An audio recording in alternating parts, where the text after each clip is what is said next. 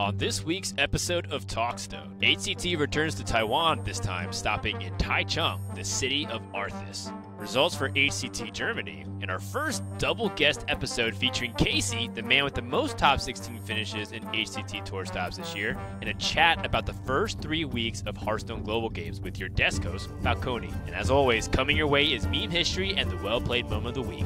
Everybody get in here, let's break down all the esports action. Welcome to TalkStone, your premier source for all things competitive Hearthstone news and analysis. My name is Frodan, and this week you may notice that I am here alone in the studio as our other co-host, TJ Sanders, will get a big congratulations from all of us in the Hearthstone community on his newborn baby. That's right, TJ is a dad now, so the dad bod memes are all coming true. So episode 6 at the end of the month will be covering everything from season 2, talking about all the tour stops and whatnot. But in the meantime, we have a double guest episode, and this week we have Casie from Team Complexity in Germany coming on over and joining me. What's up, Casie? Not much. I just arrived yesterday, like around 24 hours ago from HCT Germany. Before that, I was like traveling for 23 days, attending a lot of different tournaments. Like I got second in Seed Story Cup. Then right after I traveled to Taichung or Taipei, and then right after I was at home, I had 24 hours to wash my clothes and get to the next tournament. Casie, before we go too deep into everything we want to talk about today, why don't you introduce yourself to the stream? I think a lot of people may have seen you play, but maybe not even hear you talk too much, because whenever you're on camera, you're obviously focused and not really saying anything, and plus we don't have mics on you. So why don't you go ahead and talk to people about where you began Hearthstone, kind of like some of your biggest accomplishments or what you're known for in Hearthstone.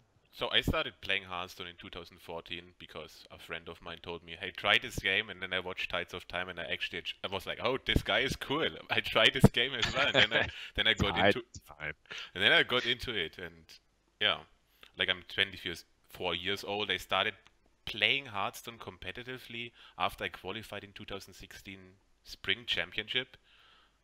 Like Complexity wanted to pick me up because they thought I'm one of the best, if not the best player right now without a team, and then Crane was like, yeah, this guy is good, and then from there I started competing.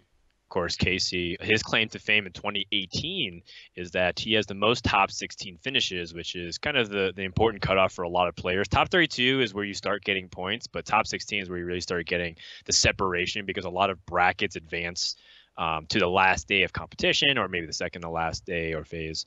So Casie's been fairly consistent. He's also really well known for his rogue play, for better or for worse, kind of sticking out rogue back in the dark days where they only had Miracle Rogue and it was sometimes viable. And Casie's now kind of like obviously evolved a lot more beyond being that rogue player. Some people, unfairly label rogues as one-trick ponies, but I'm really glad to see you succeed. And also, there's a funny story of like me and Casie kind of being friends before we even started competing in a lot of those big stage tournaments too, on ladder, because I kept losing to Casie, and he added me, and then gave me a little bit of fun coaching here and there and helped me prep for some tournaments. So I'm really glad to see you years later kill it. So let's go ahead and talk a little bit about your journeys. Specifically, you mentioned how you went from Seed Story to Taichung. Last time we did TalkStone, we were talking about Seed Story, and we're talking about how Taichung was like the first kickoff season for season 3. So how was the Taiwan experience? Going to Taichung, I heard it was really interesting how they split the Grand Prix Swiss portion and then the final bracket portion. Talk to us about your journey and what the event was like. Like, it was really cool. Like, after you qualified for top 16, we just had a whole media day, and it was just a different experience, like in the champs, and that was really good. And then I met also other players that I've never met before, and they also, just the production value in the venue, that was probably the best Hearthstone tour stop I've attended this year, and just all in all, it was a great tournament in my experience, except that I lost super early in top 16. Well, you made the top 16, which is good for padding that stat. But yeah, obviously every player wants to go a little bit farther than that for sure. I do want to point out that the reason why we call Taichung the city of Arthas is because there is the statue of Arthas there. In Taiwan versus the Orc in the Blizzard campus, or Kerrigan in Versailles, which is the Europe headquarters, or the office rather.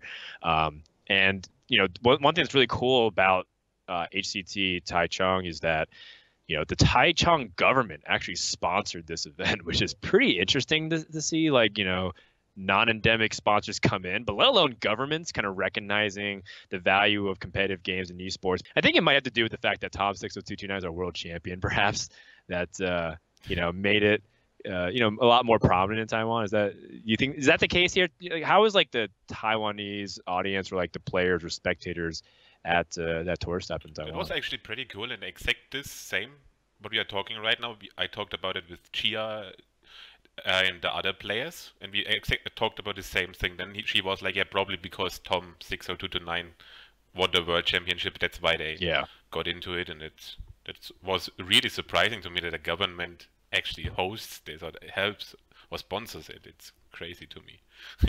Or cool.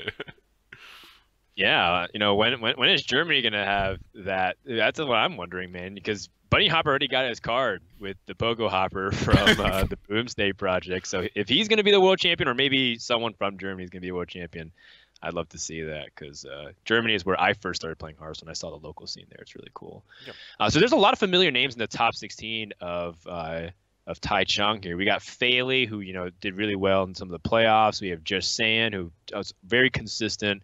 Not making too much splashes for winning, but always making good runs. Casie yourself making top 16. Seiko, another German player who got second. He's been on a tear recently as well.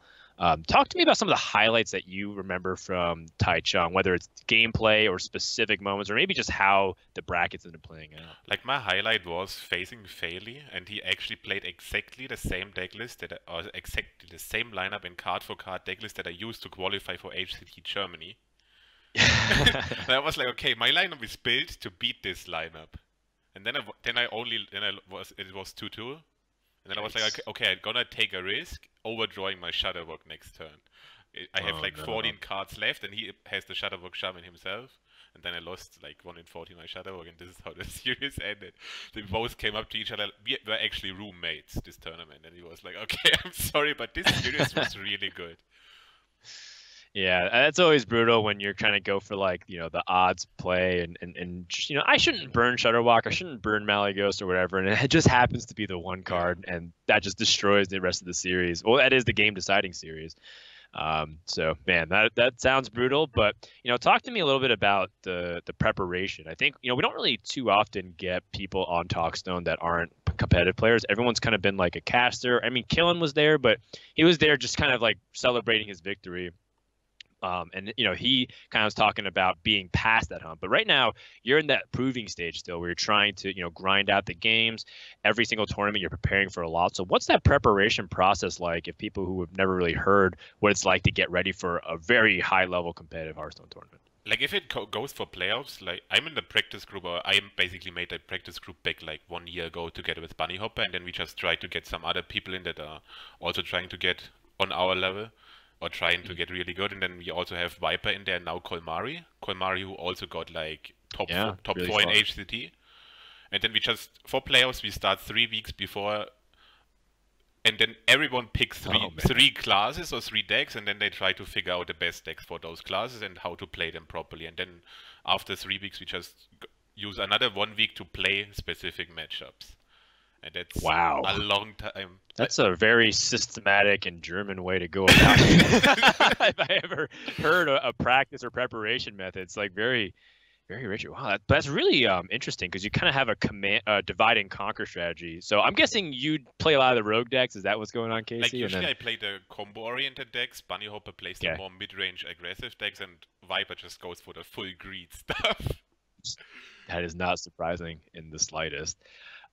That's really interesting, and I think the way Taichung ended up shaking out here, we saw someone from Japan, Horo, was able to take the victory. But I think is Seiko part of your practice group, or does he practice with a bunch of other people? He's practicing, I think, right now mostly with Masi and Just Saying. Oh, really interesting. Yeah. Okay, I didn't actually hear that, but I should know that, given that I talked to Sane and Muzzy a fair decent amount. But let's just go ahead and pretend like I knew that.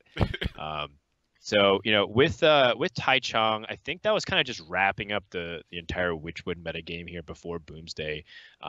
And a lot of people actually kept talking about how great it was just to see which would evolve and have a bunch of diversity. Did you really feel the same way too, Casie? Like, how was the Witchwood meta in terms of tournaments and playing it versus ladder? Because I know a lot of people talked about ladder and how it was like so wide open that it was like, crazy to mulligan for and pushing for top legend. So everyone knows about like that journey and the pros and cons there. Talk to me about like the tournament meta of the Witchwood, going to Boomsday Project, how it was for you. Like going to like the Witchwood meta was insane.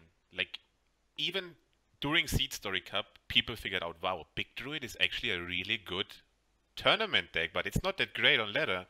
And then during Taichung, I was the only one playing Big Druid, and then after top 16 there was a deck resubmission. Everyone was like, I don't want to play Token Druid or this Malygos Druid. I'm gonna submit his Big Druid, and then everyone had Big Druid. Oh. So actually what happened to you is not the first time that's happened before. We did something like this similarly back in 2016 World Championships when Amnesiac brought like some really interesting tech to the World Championship group stage, and then everyone copied it for the top 8, I believe. And then beat Amnesiac. That's where Pavel beat Amnesiac with a very similar lineup that he was bringing himself. So, man, I guess that's kind of like one of the interesting things about open deck lists and like how people can see it, because it does help you. But, if you're allowed to resubmit deck lists, why mess with success? So you should take it as a compliment, Casie, that people felt like your idea was really brilliant. Yeah, I liked it. Like, Big Druid was just my best deck. It didn't get banned, and I just queued it and was like, okay, I just have a free win against literally every lineup except the Druid mirror.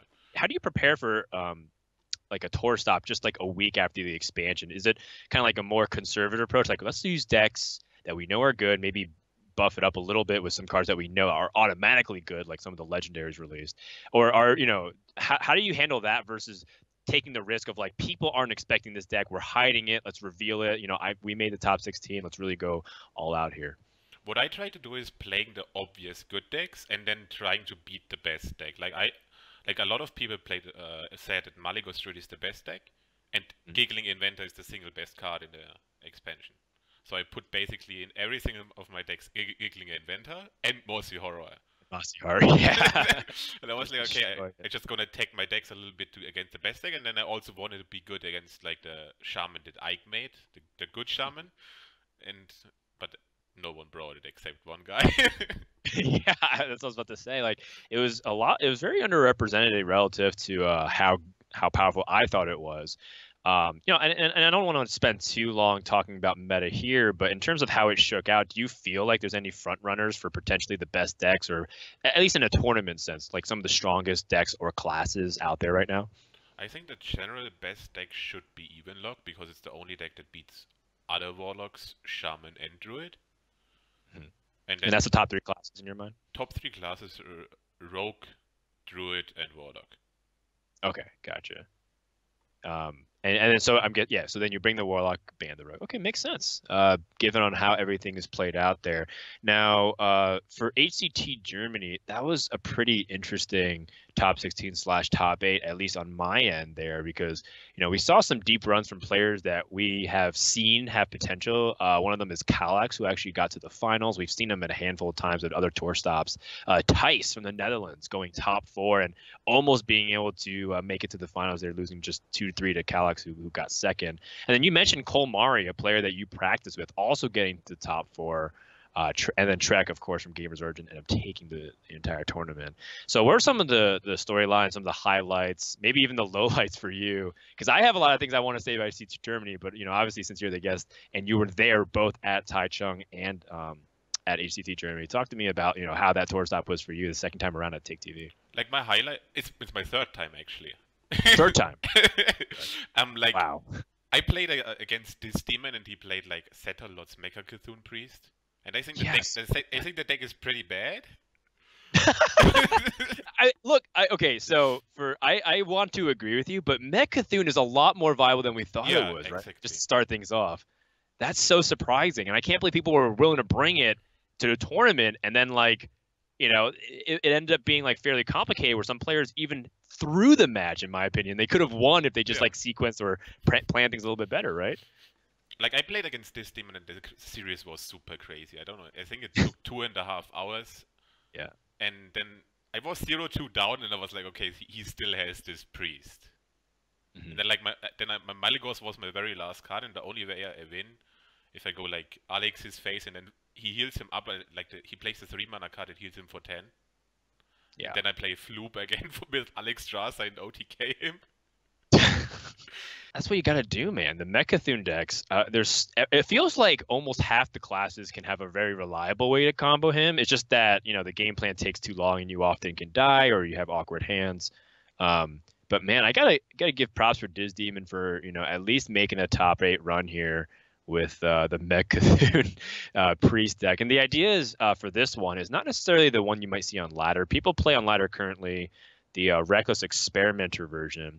So you play Reckless Experimenter, you play Coffin Crasher. It's very important you do this order, by the way, because I play against Disguised Toast and I played my Ticking Abomination first, and that did not go well. So you play Reckless Experimenter, Coffin Crasher, which pulls a minion from your hand upon death rattle. Then you play Ticking Abominations. So the idea is that Coffin Crasher dies at the end of the turn, pulls out Mechathune, and then Ticking Abomination destroys your entire board and you win. That wasn't the version that Diz Demon was playing. He actually was playing a Twilight's Call version. So the idea is Mechathune is the only death rattle that dies in your deck, and you revive it later on, and then try to kill it with either Shadow Reaper Anduin or whatever shenanigans you have. Except there was this crazy game in series that he played against Tice in the top 8 single elimination bracket on the last day, where he ended up having all the combo pieces, and you know Tice had like Malygos towards the bottom of his deck too, and couldn't really combo him down. And Tice had to fatigue the priest into a victory because this demon was off by like 2 mana because he just like didn't budget out his hand, and he was stuck with a Shadow Word Death the entire game. And Tice was like, I don't want to play a minion that you can Shadow Word Death, so that way you can free up your hand. It was really, really interesting back and forth. Is there anything else from HCT Germany you want to mention about that stuck out to you? I'm happy that Kallax did finally really well. Like I said to people already in 2016 that he's probably the best French player, and I'm just super happy for him. Yeah, I respect him a lot. What do you think makes him one of, if not the best French player, or from that community? Because he's just able to play every single deck archetype, and even if the deck is potentially bad, he still tries it out himself and figures out for himself the best way to play it. And if he doesn't like it, he doesn't play it, even if it would be technically the best deck. Yeah, I think a lot of players, they usually just listen to what like the consensus of their practice group or peers say. So I'm always interested by people who can go against the norm, and if he's successful in that capacity, all more power to him. The French community in general is very underrated. I mean, the fact that 2 of them even made it to the finals here at HCT Germany is telling. But overall, the more I see them compete on the international level, the more it's like, you know, we always kind of joke about how, you know, Europe is really powerful, and specifically like for a while it was Eastern Europe, like people from Germany, and then you move to the east from there, like Ukraine and Russia were really powerful. But I think people forget about the French speaking community and how good they are. And it's clear that you feel that way too, right? Because you're kind of talking about how years ago you were hyping up this player. Like that's what also Fino said on Twitter. Can you French guys please stop winning? Right? I mean, they're putting themselves on the map this year. You have Kallax, you have Odemian, who's doing really well too, and I mean, just the French-speaking community in general is so passionate, and I love watching the French really show up and support their own. And of course, you know, people really know about the French community, but they don't know too much about it. So I always encourage you guys to go check out their content. They're always streaming. Like some of their teams have like 24/7 hour streams that always have different featured players and different play styles, and they're really committed to Hearthstone. So you know, don't sleep on the French. Definitely going to show up. So that wraps up HCT Germany. So that brings us to our well played moment, and this is where we pick out a moment that stood out to us from either tournaments or something, you know, that really is Hearthstone Championship Tour related, that we felt like was the most well played. And because Casie is here, he can actually pick a moment himself, and he can even discuss in full depth analysis why it's well played. Instead of, you know, me and TJ, who are casters first, pick a superficial play that's just funny, and maybe not actually as impactful as like some of these micro decisions that the players are able to spot out. So Casie, the floor is yours. What was the most well-played moment, either from Taichung or from HCT Germany, that stuck out to you and that you want to talk about a little bit more in depth? I actually, after I lost in the top 16, I didn't watch much of it. Okay, understandable. You know, definitely have to recover from the loss. So if you have one, let me know. I can talk about a moment that I thought was pretty cool. And something that we talk about fairly often on TalkStone, but we kind of want to drill home, is that when players get, quote, lucky, they're often trying to set themselves up to be in the best possible case to get lucky. We call that playing to your outs, or specifically, trying to win from a position that looks unwinnable. And so I think in one of the first series that was shown on stream, it was actually you playing against Seiko. Where you were playing, I believe it was the Rogue, and you got a bunch of Henge Clan thugs and spiders out, really intimidating board against the Druid, and you're laughing, I think, because you remember what happened. But Seiko had a moment where, like, if he had just branching paths and armored up, you had the Mossy Horror ready to go. You're ready just like to punch through and destroy any spreading plague boards. But instead, Seiko had to go for the buff and then play to the swipe off the top in order to stabilize and secure a victory. I think a lot of players in that position would probably just find some way to armor up and then hope that you don't have Mossy Horror. But in that case, it was like the exact 2-card combination that he needed to win the game. So that is a moment for me that was well played. Maybe, on your side, you're feeling like, oh, well, that's not exactly the game I was thinking about because it involves you. I think this game was actually pretty good because I made the read that he has Spreading Plague in hand and WI. Okay. And I'm pretty sure that was his hand. And then he top-decked Branching Path and buffed it up, and I was like, okay, now I'm still pretty sure that the other 2 cards are WI. Now I just trade all away, and next turn I set up these, and then I hear the crowd yelling in the background because he top-decked Smite. That was actually a really good game to watch. The atmosphere was just fun. And then I started clapping and people were like, this was perfect, the ironic clap. That's great, man. How do you maintain your composure like that on stage? I tried, like this weekend was the very first time I actually got pretty emotional compared to before, because I was actually really tired and was like, no, I don't want to lose in top 16 again. This has to be wrong. And then I was like, okay. Now let's make fun of it because Psycho and I are good friends. And I was like, okay, let's clap for him. And then he saw me clapping and I was like, okay, the next game is probably like nearly unwinnable for me because it was like Spellhunter against his Rogue. And I was like, my hand is really good. And then he played Animal Companion. And I was like, no, not Huffer. And then I top-decked the backstab and Yeah. Like the whole series was really crazy. Yeah, so a lot of fun moments, specifically from Casie versus Seiko. That's probably our well-played series, and specifically that Druid versus Rogue game was our well-played moment of playing to your outs. All right, so our last thing that we're going to do with Casie here before we let him go, because we do recognize it's getting pretty late over there in Europe, is talk about the team standings. Everyone was so excited for the Boomsday and going to Season 3, but one thing that we want to wrap up is the standings are finished for the top 10 teams in Hearthstone. That's something that's changed for 2018. In case you haven't heard, every single season, which coincides with a championship in HCT, the top 10 teams will get ranked and a payout from Blizzard directly correlated to how many HCT points are on their roster. So Casie is on Team Complexity, along with Crane and Tyler for their team of 3. And they finished in 5th place with 136 points, which is the very top of, I believe, like the cutoff pretty much for like tier 2 in a way, because the top 4 teams were just like insane with how much points they stacked. So congratulations, Casie, for getting 5th. Along with your team. How give me a little bit of reflection of like how the team standings and what kind of dynamic that played into competing, not just for yourself but also for your squad. Like how it changed the whole competing way. That what you think is that people actually compete against each other. Like Tempus Storm wouldn't prepare together with F2K, but in fact they actually do. Like all the top teams still talk a lot to each other and still prepare a lot with each other. The only thing that changed is that me and my team, we started preparing a little bit more. And just in general, it's just a good feeling that you get something out of if you keep it together. Like I did really well the last 3 months for this team standings. And then I'm like, okay, Crane didn't do so well, but next time he's going to do better. And I might do worse. And then we are just working together instead of against each other.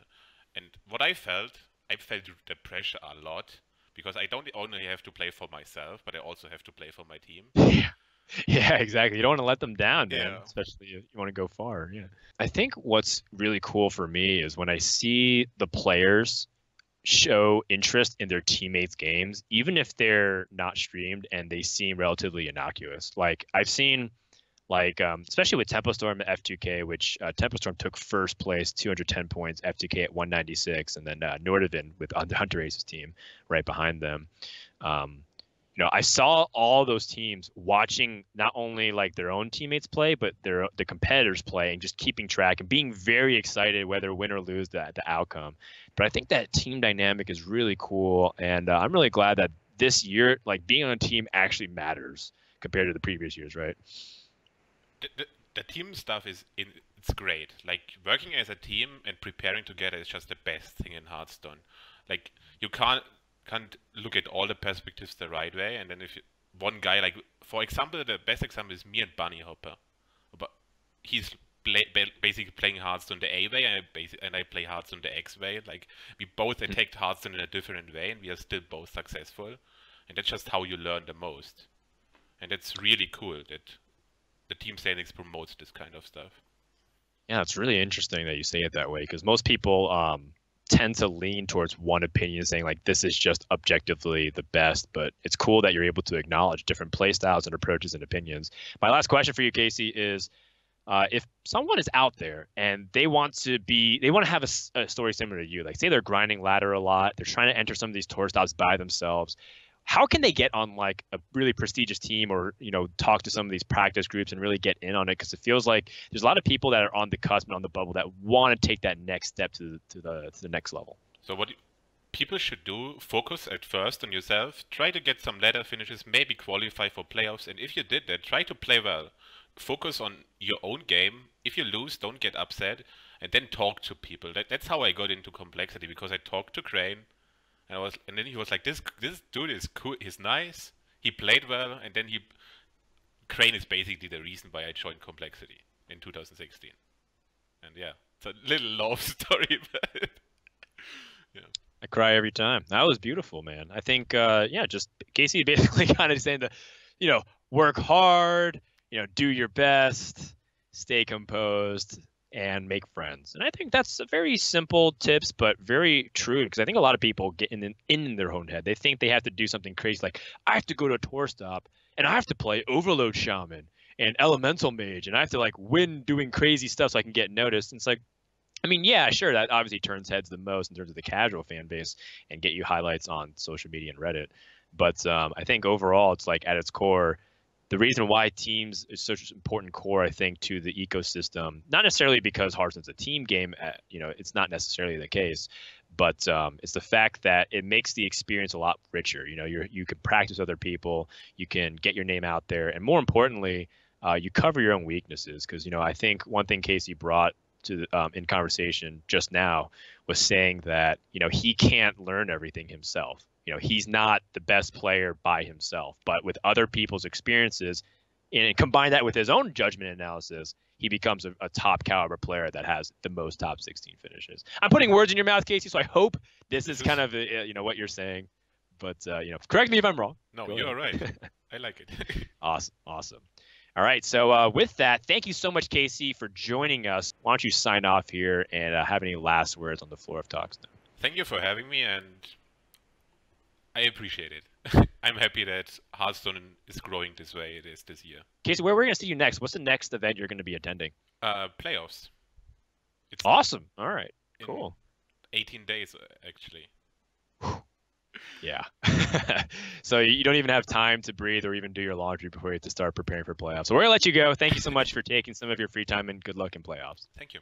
All right, so we wish the best of luck to Casie in the playoffs. And in the meantime, we're going to take a look at a teaser promo for the upcoming episode 2 of The Tour, which this episode focuses on traveling with Tempo Storm and Team Genji, 2 of the top teams that are competing for the standings finish, and their month of June as they travel to tour stops around the world. And, of course, preparing for the upcoming playoffs, which we'll cover more in the next episode of TalkStone. Hello, everybody, and welcome to the Hearthstone Championship Tour's next stop in Seoul, South Korea. Oh!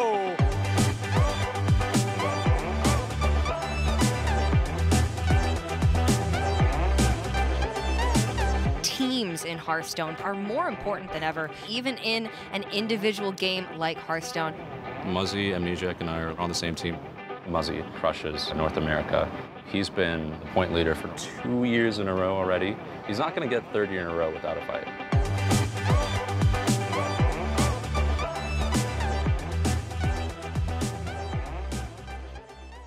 All right, hope you guys enjoyed that promo of the tour. Again, episode 2 is happening after this episode is finished airing on twitch.tv/playhearthstone.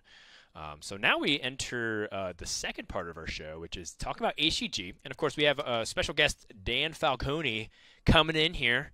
What's up, Falcone? How you doing, man? I am doing great, Fred. And how you doing?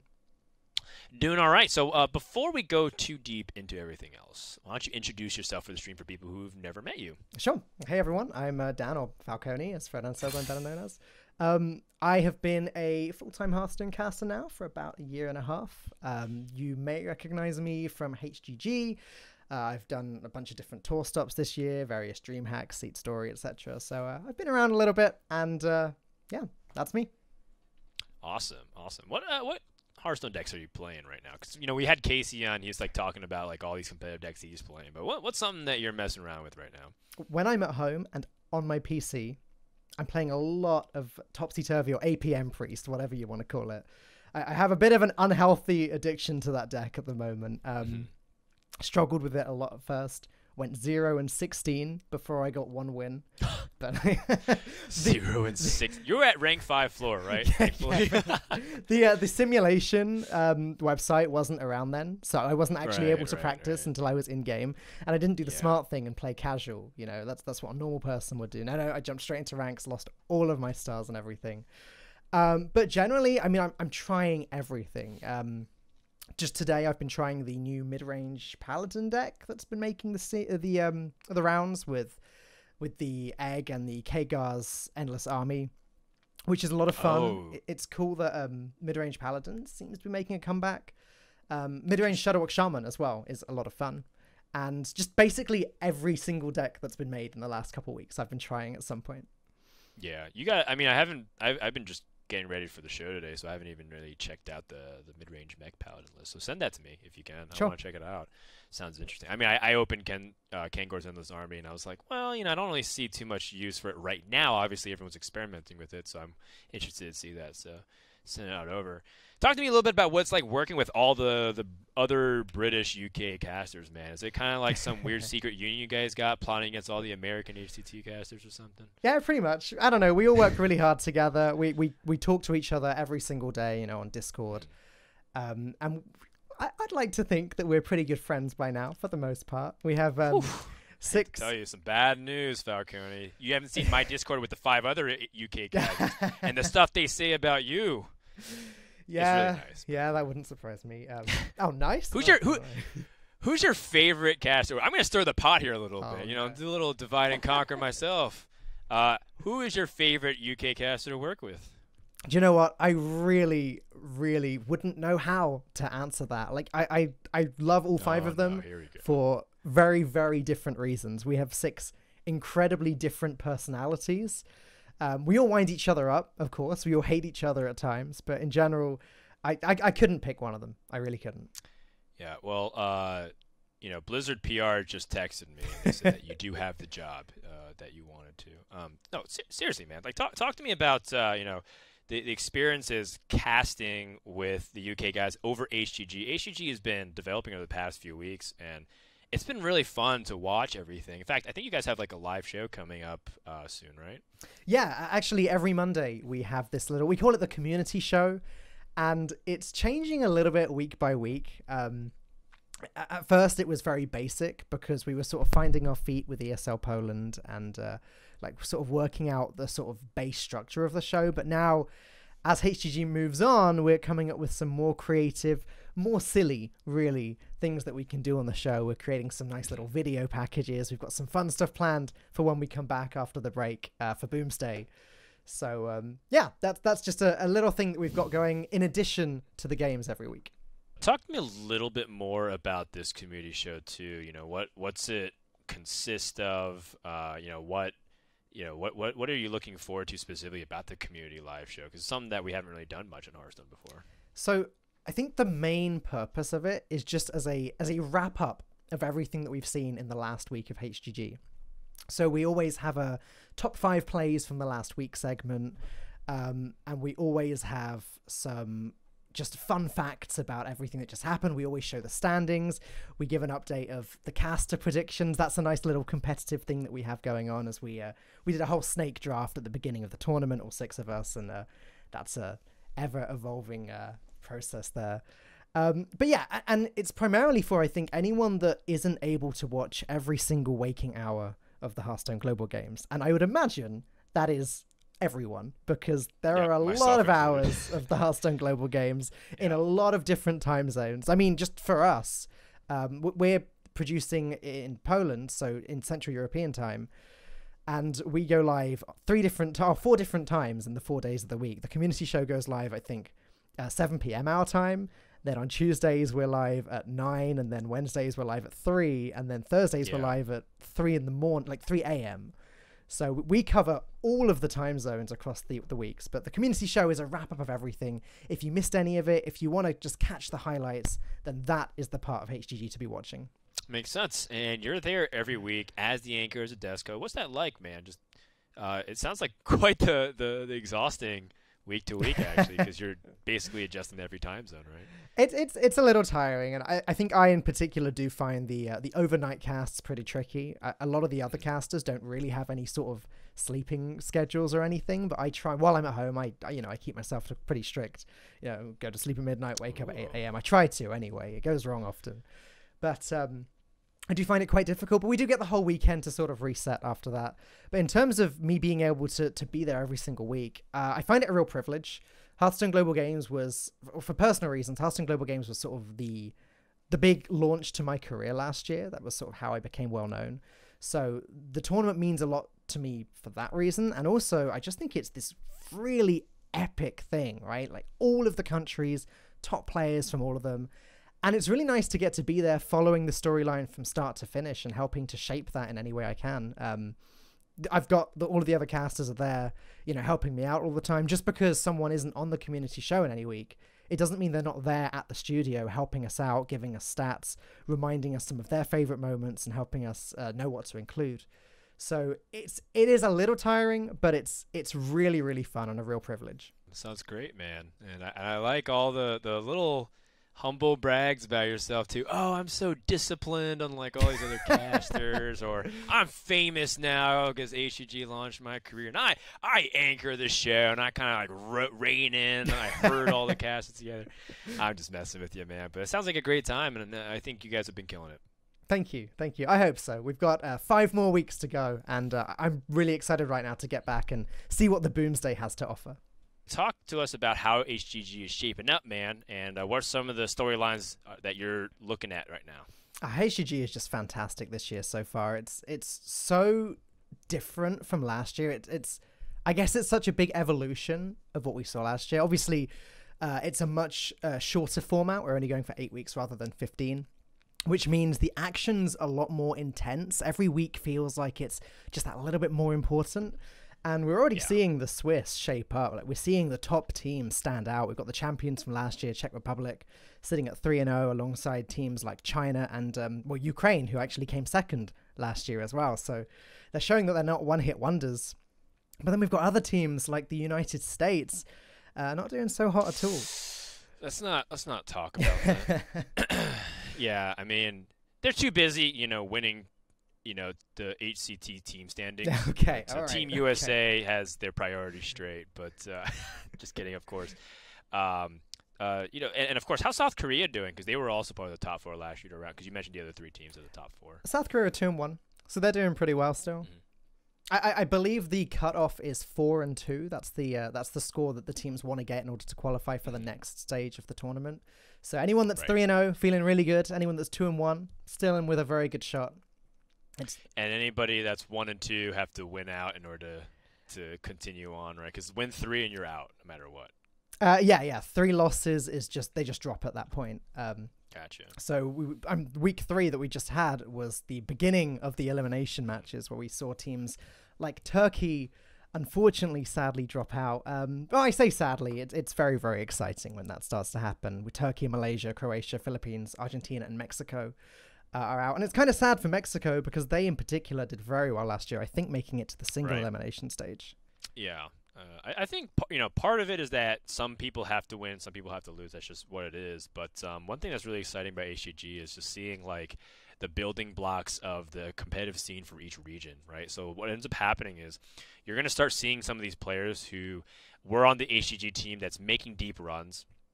And you might see them use that opportunity to travel more to some of these events, get exposure, maybe get picked up by teams.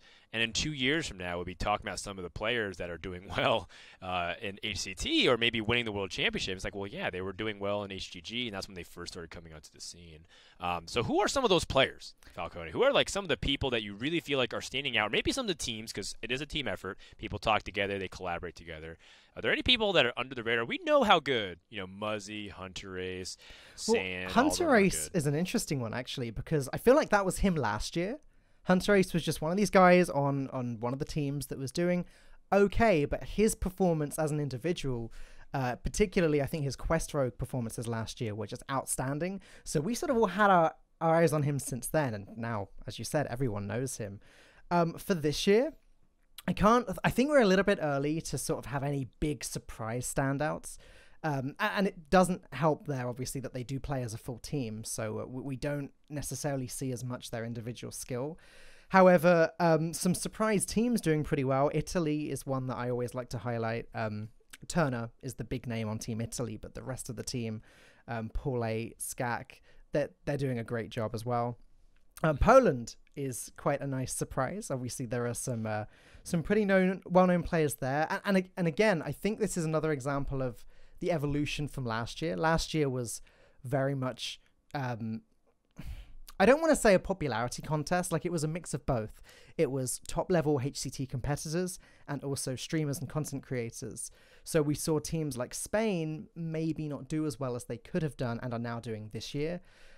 Spain now has, the top players like Aka Wonder, who was missing from the team last year, and they're sitting on 3-0. We've heard a lot of feedback from the players across the board saying it's a much more stacked lineup now. It's a much harder tournament to get through. And I think a lot of players are very excited to prove themselves here, in particular, the way that the format has shaped out. So Italy and Poland, is there any other country that you feel like people are underestimating, or you're going to be like, watch out for these guys because they're going to tear it up if you're not careful? Thailand and Taiwan, actually, both. I mean, Taiwan is the host of the World Championship. Yeah, so. I mean, I was thinking about Taiwan. I was like, I think they're on the map for sure. They are. Well, again, they're 3-0. Yeah. Brazil, a little bit of a surprise to me. Not necessarily a team that I would expect to be leading the pack, but yeah, they're doing a great job as well. Romania is always a fun one to talk about. We sort of lovingly call it RDU's team. But actually, it looks like we have a solid lineup of 4 players there this year. RDU seems like he's very happy with how everything's going for them. And yeah, they're sitting at 2-1, so they're very happy. Honestly, there are so many stories, so many things we could talk about with HGG. A lot of teams not doing as well as we expected as well. I mentioned briefly USA earlier, but Germany is another team that has struggled a little bit. France as well. Like these teams that have so many HCT points between them, but just aren't quite getting there in the team setting.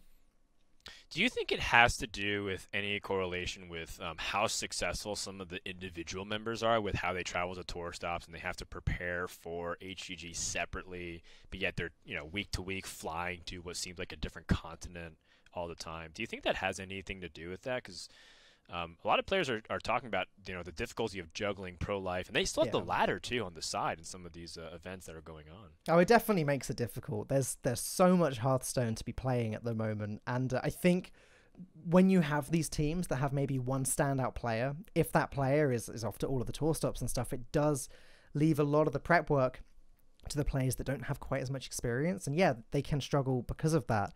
Again, I don't mean to keep calling out the USA here, but Muzzy wasn't present for the game versus the United Kingdom, and United Kingdom were really milking that. They were saying, you know what, no Muzz, no win, we've got this. And yeah, they ended up taking that away without too much difficulty. It was a 3-1 win.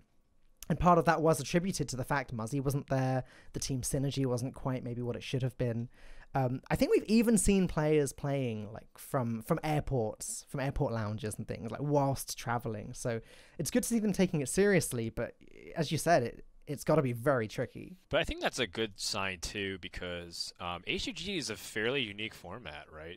I don't think there's any other tournament that does anything close to what they've proposed in terms of how everyone has their own classes, and you have to pre-submit like kind of like all these deck lists that you can potentially bring to the tournament for each week, that you submit different lineups, and it gets really big with like the web of possibilities of like how you stack the classes on a player versus like what matches up. So I think that just goes to show you, like, you know, a lot of people always talk about Hearthstone is like 90% preparation, right? Of how like the game can often be determined before you even draw your first card, largely because of how much groundwork you do. And so you don't want a tournament where it's like, well, let's just plug and play what was successful last week at a tour stop in this HCG, because then there's no reason to necessarily tune in. There's not a lot of that unique flavor of how that actually matches up. That's at least my bearing or my take on it. Do you think that actually lines up with what you find, or am I just off base here? There is so much preparation that goes into these Hearthstone Global Games matches. It's actually difficult to even comprehend, because they have to bring all nine classes, right? And then they have to go through the pick and ban phase very carefully. And you could think to a base level, like, okay, so the best class gets banned first every week. So say, for example, Druid gets banned, then the second best class gets picked. But it doesn't quite work like that. Like, different teams have had very different strategies. Obviously, we haven't played yet with any of the Boomsday cards. The last week of HGG was before the expansion launched. But we've seen some teams go really, really control and ban out decks like Quest Rogues that have surprisingly been brought. We've seen, and Shadowwalk Shaman as well has been another big ban for these lineups. We've seen other teams go very, very aggressive and obviously ban the more control decks accordingly. There's been a lot of different ways that players have approached this. We've seen strategies where they've just said, okay, let's target Malagos Druid, put weapon removal in everything, and just leave that up. But that's, and then get Dream Petal Florist anyways, yeah. Exactly. But that's very difficult in this format, because you can't control the way the matches end up happening. Like last year with Standing, obviously you can counter queue, etc. And Conquest is similar, but with this, you play each deck once, and then once you've played the deck, that's it. It doesn't matter if you win, doesn't matter if you lose. So you might not get the matchup you want, which does make countering very difficult in this format. What do you think? I want to spice this up a little bit, because I think this is kind of more of like an interview and kind of getting to know HCG. So I want you a little bit of hot take, Falcone. I know you're not exactly, you're not necessarily one to take controversial stances or, but I want to poke you a little bit. Is that cool? Of course. All right, so make a couple of bold predictions. Give me 2 bold predictions for HCG this week. For example, do you think a Mechathune deck will get banned or something like that? Like, why don't you give us something to look forward to for this upcoming Boomsday Project week? Because I think everyone's gonna be really excited to see what teams will bring. But go ahead and put yourself out there. All right. Well, I can pretty much tell you almost certainly we'll see every one of the new decks tried out by some team. Like, we get deck lists from each of the 40 or so teams still remaining in the tournament, so everyone's going to try something. At the moment, from my limited experience with the meta, it's not been out for long at the moment, this expansion, so bear with me here. I expect we're going to see Topsy-Turvy Priests do some pretty incredible things. Oh, okay. As long as test subject. Right, OTK exactly. one? As long as the players can master it in time, because I think that deck, at the moment, my perception is that it's slightly better than the Mechathune Priest, because on average, I think it wins the game a turn earlier, but it's obviously very difficult to pull off. So I think we'll see some players bring it, and I think we may even see some spectacular failures with that deck, which I'm very excited to see. I hope so. Otherwise, though, I mean, Mechathune lineups could absolutely be a thing, right? Like, if a team wants to go anti-control, just Mechathune Druid, Mechathune Priest. We've even seen Mechathune Warlocks be a thing with Cataclysm. Like, who knows? I'm sure that some of the teams will try strategies like this. No, yeah, why not? It sounds really funny at first glance, and people have to play some of these other classes that people are still in the middle of experimenting with. Right now, people are trying to figure out like the best builds of warrior. People are trying to figure out like what's the best builds of like hunter. Some of these other classes that might go under the radar compared to like druid, warlock, rogue, shaman, priest that people are focusing on. I want to see the topsy-turvy test subject one-turn kill priest as well, because I just think it's funny that Stone Toe Sport can get to literally millions of attack. And also because if it's cross-region play, that actually does kind of matter. People joke like, Hearthstone's a game where lag and latency and ping doesn't matter, but if you're trying to get out the Stone Toast boards and get out all these like Vivid Nightmare, Divine Spirit combos, that takes a lot of clicks, and every second adds like a little bit of delay. That can really matter. So maybe you can't bring it because of the limitations. That's true. Or I'm going to throw this out here, Falcone. Yeah. I want a team to bring Nozdormu to counter that deck, or to counter something else. Just do something my really gosh. off the whack. People joke about how Nozdormu was like a counter like Patron Warrior back in the day. It wasn't really that the case. But I really hope some team is bold enough. Just put it in one of their decks. Maybe like a Druid. Druid can get away with throwing in Nozdormu. They'll win anyways. But you just put it in, and your opponent can't combo you with any of these long animation shenanigans. What do you think, Falcone? Yeah, how would that work? Because I'm thinking like, so the Nozdormu gets played, then the priest has to clear it before playing the combo. Right. So Yeah. I guess the druid would have to wait until all the psychic screams have been played and then play Nozdormu. It's quite an interesting train of thought there. You play Nozdormu, they have to respond to it, and then you can floop the Nozdormu again, and then they have to remove so that you delayed it constantly. And it sounds like a terrible plan. It probably is. I didn't think but, about flip. Yeah, you just there's some shenanigans that you can pull off. I'm just throwing it out there. I don't have can you buy this deck prepared for this week? But I'm just going to throw that in there. You put Nozdormu, Faces Manipulator, Prince Taldaram, Flobinus Flube. You just have every way to copy Nozdormu. Would you buy this deck, Falcone? I would absolutely buy that deck. Fantastic. I was thinking I'd be a bit of a tough customer for that segment because Sottle Raven and I tried the Lawwalker Show deck that TJ gave us a few weeks ago on TalkStone. Oh, we didn't have much success with it at all, but that is a deck I will buy. Well, that's great. Well, TJ's not on the show. He's celebrating Hearthstone with his newborn baby and his very loving wife, and we are successful without him. So I don't know what that means for the future of our partnership on this show. But thank you, Falcone, for buying this deck. All right, so that covers HGG. Let's do a little bit of meme history, if you will. I'm not sure if they told you what we're talking about. They did not. No, this is a complete surprise from this point on. Let's go ahead and get into meme history. Dun, dun, dun, dun, dun, dun. So this week's meme history, and I'm really sad because I think these kind of segments where TJ really shines, but because he's usually a very goofy guy and he's lovable, and I'm a little bit more clean cut and straight laced. TJ's definitely the funny guy. I think I'm more of like good cop. So this week we're talking about deck slots and how in my opinion, we never can have enough deck slots. Even if they gave us, 1,000, I'd complain about 1,001 deck slots being needed, especially because of how diverse the metas have been recently. But, deck slots began as, it started off in Hearthstone as 9 deck slots when you first launched Hearthstone. And you would get 9 basic decks and 9 regular decks that you can custom create.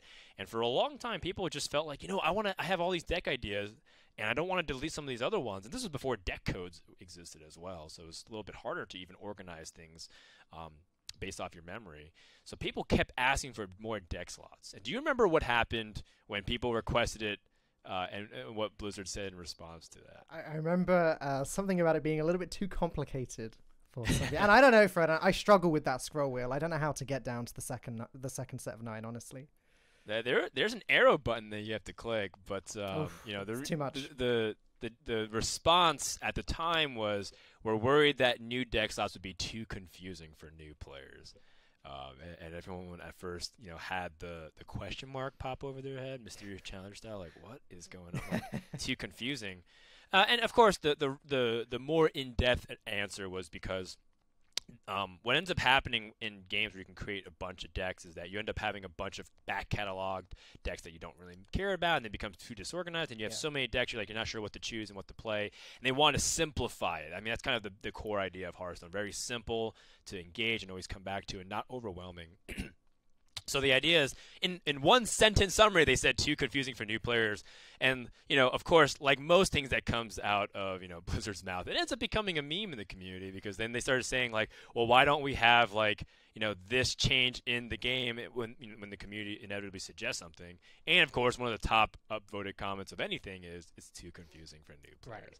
So if you guys ever see that it's not, a lot of times it's improperly used to be very flippant and, facetious. But if you ever see it, now you can understand why people say deck slots, or, don't take our deck slots away, please. Whenever someone makes a basic mistake, like buying the wrong packs, they say, please don't take our deck slots. It's too confusing for new players.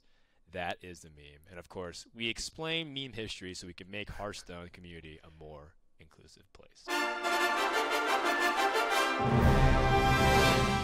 I don't know about you, Fredan, but generally I do prefer to have fewer decks built in the client. Like right now, the expansion's just launched. Obviously, I'm using all 18 slots. But I don't know, generally I prefer to have fewer, because otherwise I do end up, just when I'm laddering, lose a game, I'll switch, try this one, try this one, try this one. And I kind of struggle to keep track of which are the good decks that I've got built. Yeah, I like the little Stannis Baratheon quote there. Fewer deck slots wouldn't actually bother me personally too much, because I'm usually playing 2 or 3 decks at a time. But I definitely feel the pain in the beginning of an expansion, in terms of just I have all these crazy ideas on what I want to craft. Yeah. And some of them are incomplete too. I have 25 cards. I'm like, okay, I'll come back to this later. I have a new idea I want to play. Because as I'm building a class out, I'm like, oh wait, maybe I want to build this shell, but in a different archetype entirely for mage. Instead of playing a big spell mage, maybe I want to play an odd version of that. So I build the same thing. So it's interesting that people keep asking for more deck slots, and who knows, maybe one day we'll have 27 deck slots or 36, and we're still not going to have enough. Honestly, I have about 3 or 4 topsy-turvy priests built at the moment. I don't know which is the best one, but they're all built. Hey, it's your ladder stars, man. I'm not going to. That's it for us today on this episode of TalkStone. I want to thank our guest Casie from Complexity and also Germany, who joined us prior to Falcone, and of course Falcone himself. Any last words you want to talk about, Falcone? What's coming up for you? For me, I now luckily have a week off, so I can just rest a little bit, test out all of the Boomsday decks I possibly can, and then I'm just going back to Poland for 3 more weeks of HGG. That's pretty much my life this summer. Awesome. Where can listeners or viewers find you online? You can find me at twitter.com/FalconeHS and also twitch.tv/FalconeHS. I won't be streaming while I'm doing the HGG things, but since the expansions come out, I've been doing what I can in between the other stuff.